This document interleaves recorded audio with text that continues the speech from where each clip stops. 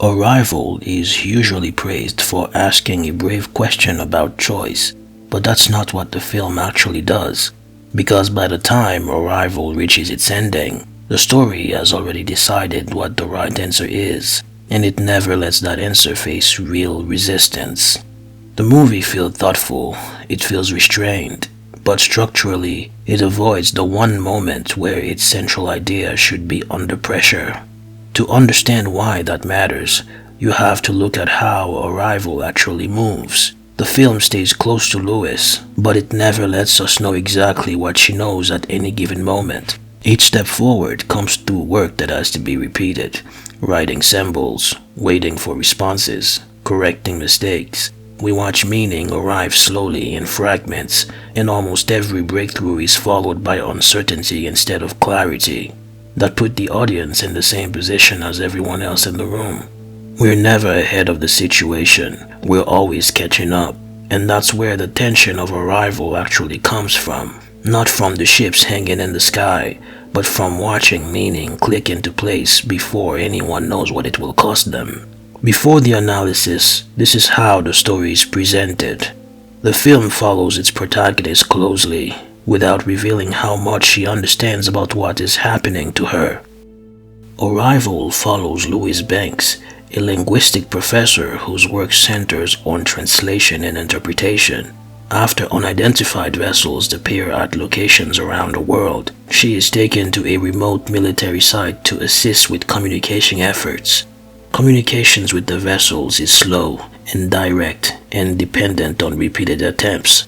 Each session is overseen by military personnel and limited in duration.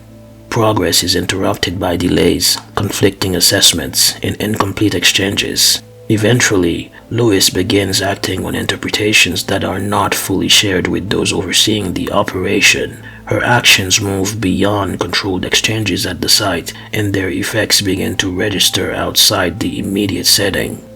After this point, the film starts to change how information moves. At first, every interaction with the ship is controlled. Sessions are timed, observers are present. Louise's work is reviewed, questioned, and filtered through other people. But as her interpretations accelerate, that structure begins to loosen. Louise starts acting on conclusions that haven't been fully tested. She withholds pieces of what she understands. She makes decisions before anyone else in the room has time to respond. The film doesn't treat this as a breach, it treats it as progress. Each time she moves ahead of the system, the story rewards her. Communication improves, barriers fall away, the sense of urgency shifts from caution to momentum. What's missing is sustained resistance. We don't see a prolonged disagreement about whether she should continue. We don't watch authority meaningfully push back once her interpretation starts driving events. Doubt appears briefly then clears, and importantly, the consequences of acting early never arrive at the same speed as the understanding itself. Each time Louise reaches a new conclusion, the film moves on almost immediately. There isn't a stretch where that conclusion sits in the room and causes friction. No extended debate, no sustained delay. Her understanding leads directly to action, and the story treats that speed as proof that she is right. Once that pattern sets in, the film stops asking whether acting early is a risk. It only asks whether she's able to do it in time. And from that point forward, her decisions aren't really under pressure. They are validated by what happens next.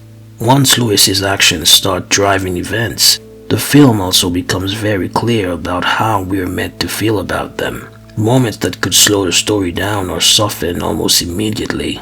Scenes that might invite fear or second-guessing don't linger. When Louise starts acting on her own, the film doesn't change its rhythm to question her. Scenes don't become colder. They don't slow down to let uncertainty settle. Instead, the story keeps moving at the same steady pace, treating her actions as a continuation, not a rupture. And to the sense that what's happening is difficult but right, that framing removes pressure from the decision itself. We're not asked to sit with the anxiety of acting too soon. Any tension that appears is redirected towards inevitability.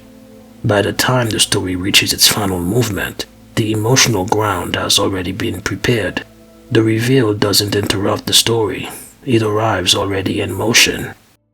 I don't understand. Who is this child? When the film clarifies what Louise has been experiencing, it doesn't stop to let that knowledge collide with her earlier choices. It keeps moving. The information is placed inside scenes the film has already taught us how to read.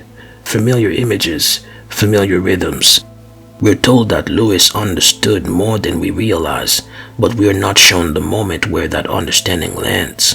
We don't stay with her wrestling with what she knows. We don't watch the knowledge change her behavior in real time. The film skips past the point where this information could cause friction. No version of Louise who seriously considers walking away once the future becomes clear. Instead, the reveal works backward. It reframes earlier actions as necessary. It turns decisions we've already seen into steps toward an outcome the film is now asking us to accept. Pain is acknowledged, loss is present, but the structure inside that acceptance was always the right response. What could have been the film's most destabilizing moment becomes the point where uncertainty finally disappears. None of what Arrival does is accidental. The film is built to keep us tightly aligned with Louise's experience. We only know what she knows when she knows it. Scenes end before uncertainty can sit in the room. New information arrives just in time to move the story forward. That design keeps the film remarkably clear. Even as the ideas expand, the narrative never loses its footing. That control is the film's greatest strength, but it's also where the trade-off happens. Because the same structure that keeps the story readable limits how long the film is willing to stay inside discomfort. Once Louise's understanding accelerates, the movie prioritizes momentum over friction. Interpretation leads quickly to action. Action leads quickly to outcome. The result is a film that let us feel the weight of a difficult decision without forcing us to sit inside the act of resisting it.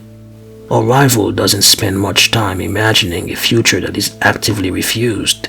It doesn't linger on what stopping would look like. Instead, it frames acceptance as coherence, as maturity, as the only way through the story it's telling. For many viewers, that clarity is exactly what makes the film powerful. It gives loss a shape. It gives pain a sense of purpose.